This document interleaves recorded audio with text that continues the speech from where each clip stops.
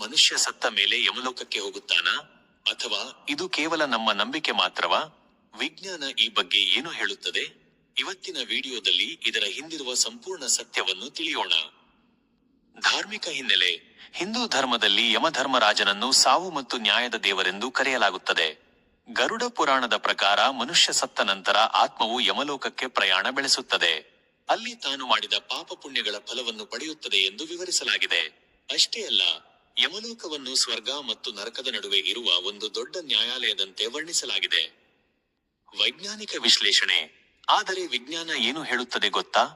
ವಿಜ್ಞಾನದ ಪ್ರಕಾರ ಮನುಷ್ಯ ಸಾವನ್ನಪ್ಪುವ ಸಮಯದಲ್ಲಿ ಮೆದುಳಿಗೆ ಆಮ್ಲಜನಕದ ಪೂರೈಕೆ ಕಡಿಮೆಯಾಗುತ್ತದೆ. ಈ ಸಂದರ್ಭದಲ್ಲಿ ಮೆದುಳು ಕೆಲವು ಭ್ರಮೆಗಳನ್ನು ಹ್ಯಾಲ್ಯೂಸಿನೇಷನ್ ಸೃಷ್ಟಿಸಬಹುದು. ಇದನ್ನೇ ನಾವು ನಿಯರ್ ಡೆತ್ ಎಕ್ಸ್ಪೀರಿಯನ್ಸ್ ಎಂದು ಕರೆಯುತ್ತೇವೆ. ಅನೇಕರು ಸಾವಿನ ಅಂಚಿನಿಂದ ಮರಳಿದಾಗ ತಮಗೆ ಬಿಳಿ ಬೆಳಕು ಕಂಡಿತು ಅಥವಾ ದೇಹದಿಂದ ಹೊರಗೆ ಹೋದ ಅನುಭವವಾಯಿತು ಎಂದು ಹೇಳುತ್ತಾರೆ.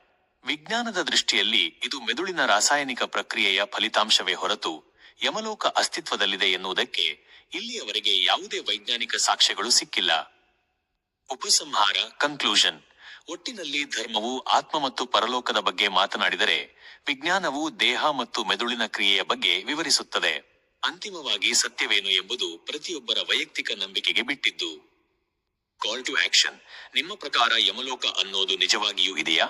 ನಿಮ್ಮ ಅಭಿಪ್ರಾಯವನ್ನು ತಪ್ಪದೆ ಕಾಮೆಂಟ್ನಲ್ಲಿ ಬರೆಯಿರಿ. ಇಂತಹ ರೋಚಕ ವಿಷಯಗಳಿಗಾಗಿ ನಮ್ಮ ಚಾನೆಲ್ ಅನ್ನು ಈಗಲೇ ಸಬ್ಸ್ಕ್ರೈಬ್ ಮಾಡಿ.